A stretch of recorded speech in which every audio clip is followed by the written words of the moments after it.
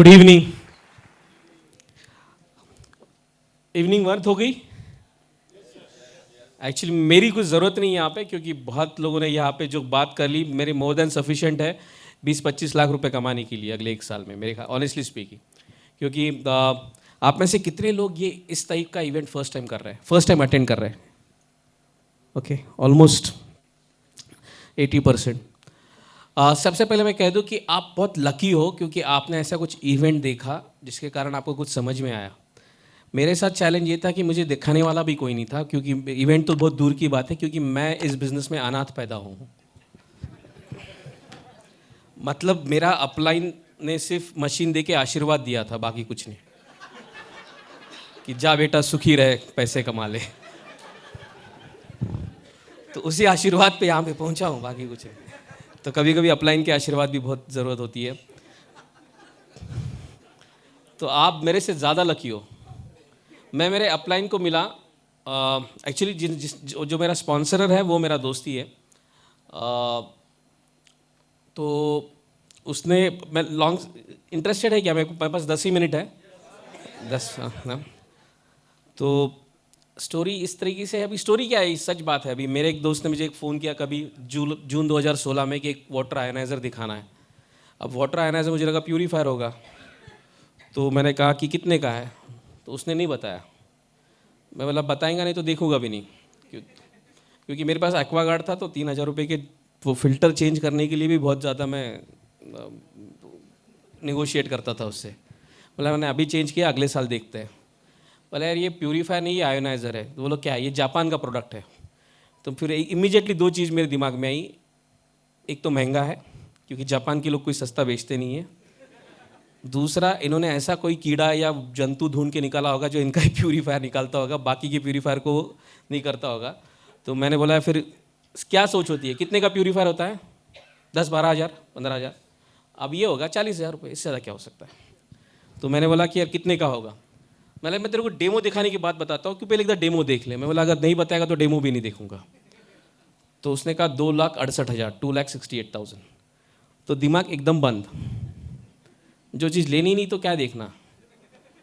6 महीने तक वो बेचारा केरला से यहाँ आता था डेमो दिखाने के लिए पुणे में, मैं उसको हमेशा टालता था। तो उसने मुझे बोला 6 महीने के बाद मुझे पता है तू मुझे टाल रहा है, दोस्ती के लिए एक बार देख ले। मैं बोला देख लूँगा, बट वापस फ़ोन मत करना कि कब ले रहा है। तो फिर मैंने मेरे घर पे आया, तो मैंने डेमो देखा है उसका एक जगह पे। तो मैंने पूछा कि क्या इसके साथ बिज़नेस अपॉर्चुनिटी भी है क्या? बोले हाँ है, क्योंकि मुझे पता था कि वो मेरे साथ पहले नेटवर्किंग करता था, तो वो इतना पीछे पड़ा है मेरे, तो कुछ तो नेटवर्किंग रहेगी। मतलब उसने बता क्या है, तो उसमें बिज़नेस प्लान दिखाया। तो ऑनेस्टली स्पीकिंग मैं ये बिज़नेस में आ सका क्योंकि इसके साथ बिज़नेस प्लान था। क्योंकि बहुत नॉर्मली जो मिडिल क्लास लोग होते हैं, सब लोग मिडिल क्लास हैं? अच्छा, कोई मिडिल क्लास नहीं होता है।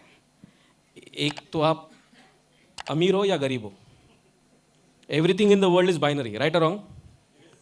एक तो अमीर हो या गरीब हो। ये जो मिडिल क्लास होता है ना, ये ईगो क्लास होता है।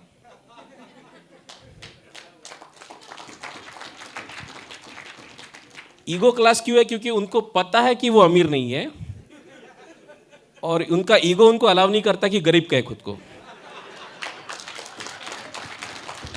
एग्री? तो मैं वो ईगो क्लास में था। तो अभी कितने लोगों का मंथ एंड 5 तारीख को शुरू हो जाता है? यस और नो? सबका हो जाता है ना। तो मेरा भी था। मैं बहुत स्टोरी को शॉर्ट कर रहा हूँ। तो किसी का ऊपर के जेब में तो 2.5-3 लाख रुपए रहते नहीं कि निकाल दिया ले भाई। तो मेरी भी स्टोरी ऐसी थी। मैंने कुछ सोना वोना गिरवी रख के ले लिया मशीन, और डेमो दिखाना शुरू कर लिया।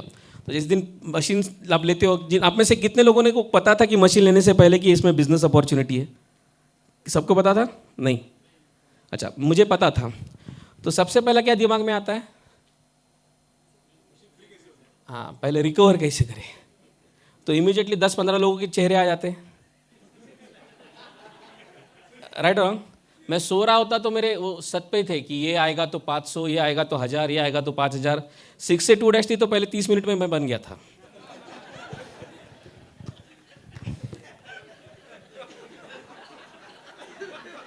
ऐसा होता है क्या?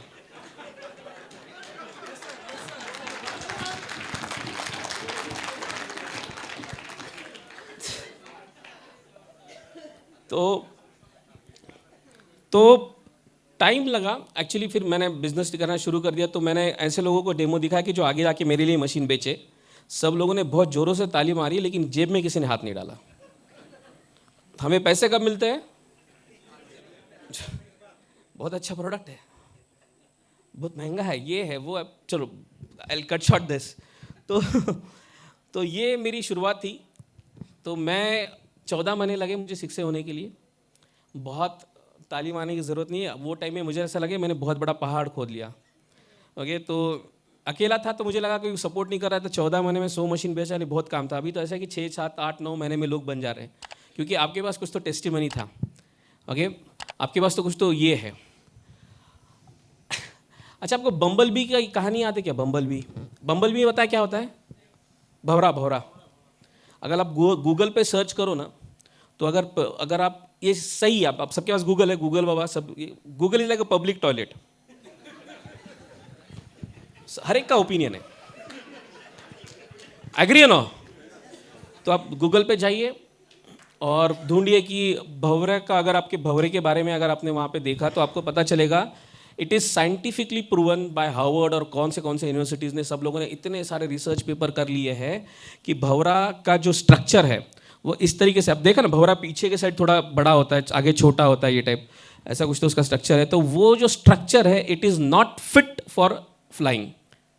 जो भंवरे का स्ट्रक्चर है वो उड़ने के लिए बिल्कुल ही सूटेबल नहीं है। ये रिसर्च से प्रूव हो चुका है, लेकिन फैक्ट है वो तो उड़ता है।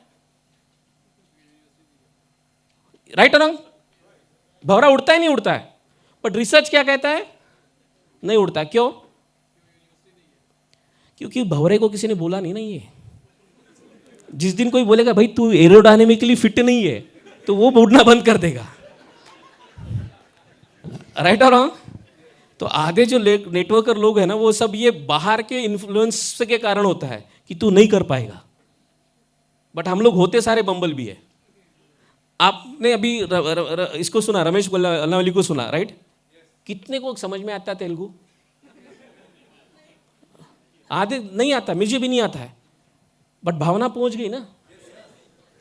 अगर कोई, जैसे पहले गलानी साहब ने भी बोला, Ramesh is another proven example. जो चीज़ दिल से करो ना, उसके लिए कोई भाषा की ज़रूरत नहीं, कोई एजुकेशन की ज़रूरत नहीं। इनफैक्ट ज़्यादा एजुकेशन अपने बिजनेस के लिए घातक है।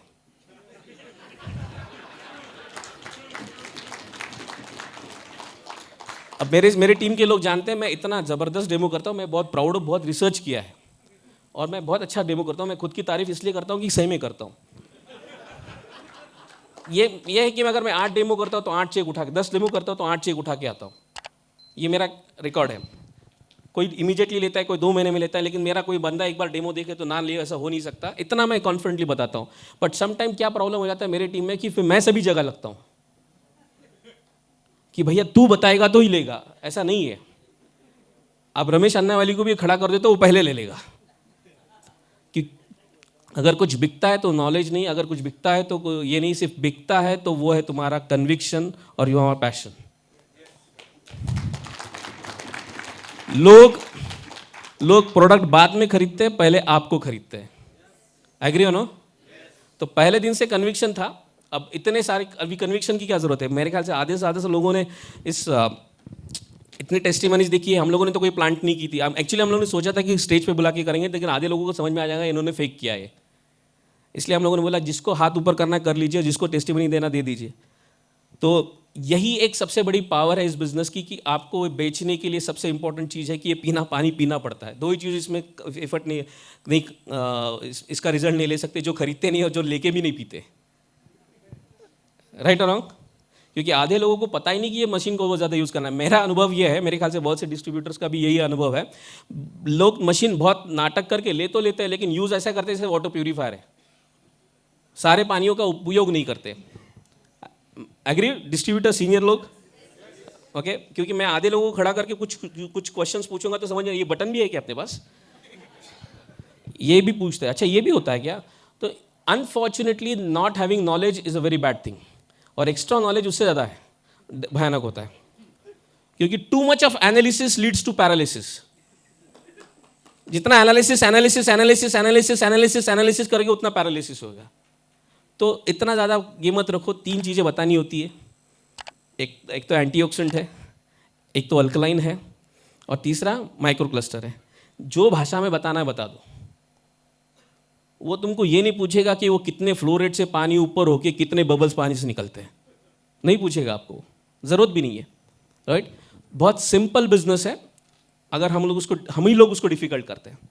तो ये बिजनेस के लिए जो हम लोग इस एफर्ट को कर रहे हैं, क्या आपको लगता है ऐसे प्रोग्राम्स काफ़ी बार होने चाहिए?